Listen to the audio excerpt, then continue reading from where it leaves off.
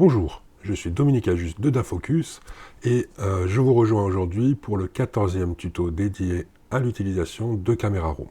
Aujourd'hui, nous allons voir un outil qui a été ajouté il y a quelques versions de cela à Camera Raw qui n'existait pas vraiment auparavant.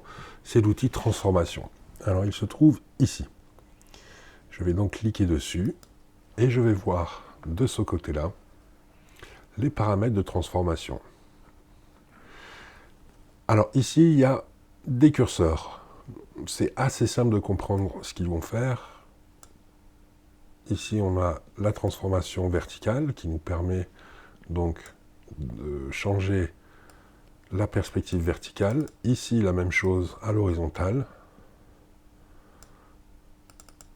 Ici, la rotation. Vous remarquez que pour remettre à chaque fois mes curseurs à 0, je double-clique dessus. Ici, on va changer l'aspect, c'est-à-dire qu'on va étirer, écraser l'image.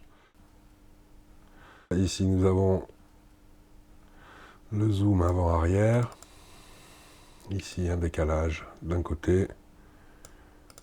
Et ici, le décalage au bas. Donc c'est assez simple, c'est assez intuitif. Si vous avez des choses à changer à ce niveau-là, ces curseurs-là sont assez simples à comprendre. On va quand même regarder plusieurs choses. On a ici plusieurs modes qui sont assez intéressants. On a ici un mode automatique qui va donc essayer, qui va tenter de rendre les horizontales horizontales et les verticales verticales, c'est-à-dire d'étirer notre image de manière à ce que la perspective soit aplatie. On va cliquer dessus, sur le A pour automatique, et voilà le rendu. C'est pas si mal que ça. On voit qu'effectivement, nos horizontales sont horizontales, les verticales également.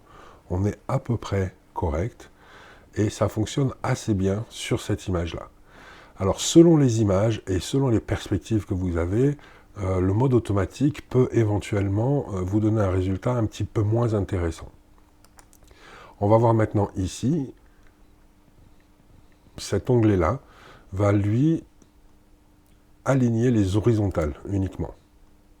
Voilà, c'est-à-dire qu'en fait, il va redresser l'image, faire pivoter l'image de manière à ce que les horizontales soient horizontales.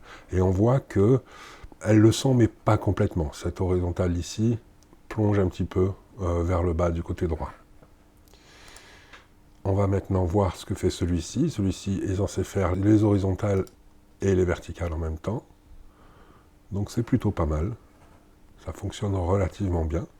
Vous remarquerez que mon image, elle, n'est pas réellement déformée, c'est-à-dire qu'elle reste à son format plus ou moins d'origine. Elle est un petit peu étirée vers le bas, mais pas trop. Donc après, il va falloir recadrer dans votre image de manière à occulter ces parties manquantes ici. Enfin, ici, on a un mode également automatique, mais qui va prendre en compte toutes les directions. Donc je vais cliquer dessus. Et là, on retrouve à peu près ce qu'on a eu avec le mode automatique de départ. Je vais passer de l'un à l'autre. Voilà, sachant que le mode automatique qu'on a eu au départ avait l'air de fonctionner mieux sur cette zone-là, par exemple. Puisque là, on a cette horizontale qui plonge un petit peu vers la gauche, alors qu'avec le premier mode automatique, on a une ligne qui est relativement droite. Et enfin, on a ce dernier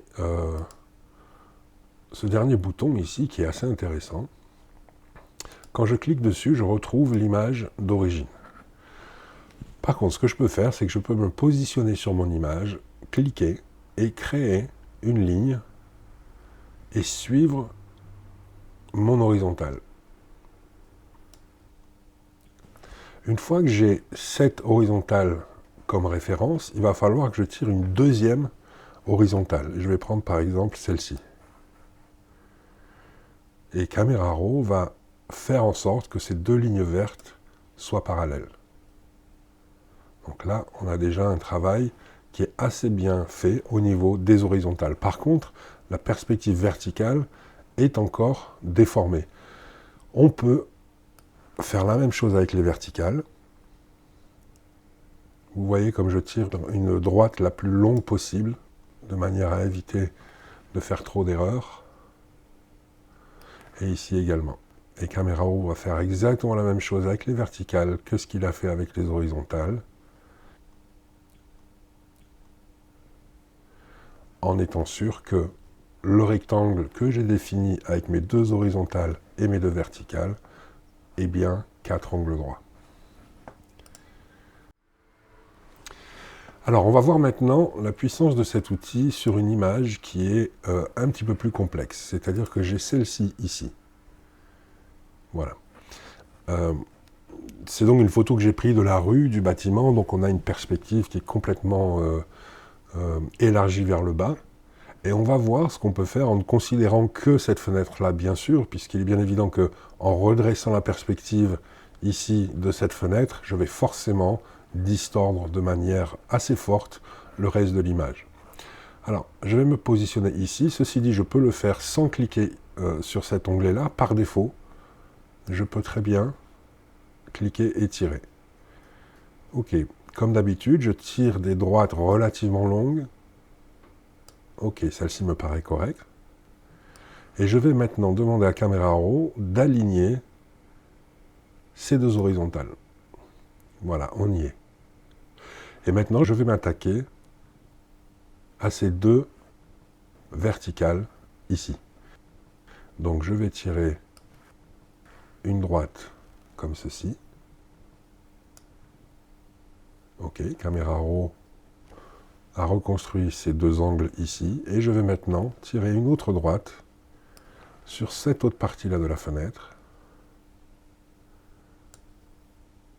Voilà.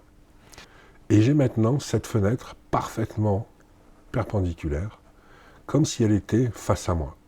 Alors évidemment, il va falloir recadrer maintenant cette image, tout simplement parce qu'il manque des bouts, comme on a cintré l'image vers le bas, et la partie haute est complètement déformée, puisqu'on a élargi, évasé l'image vers le haut pour rectifier la perspective de cet endroit-là.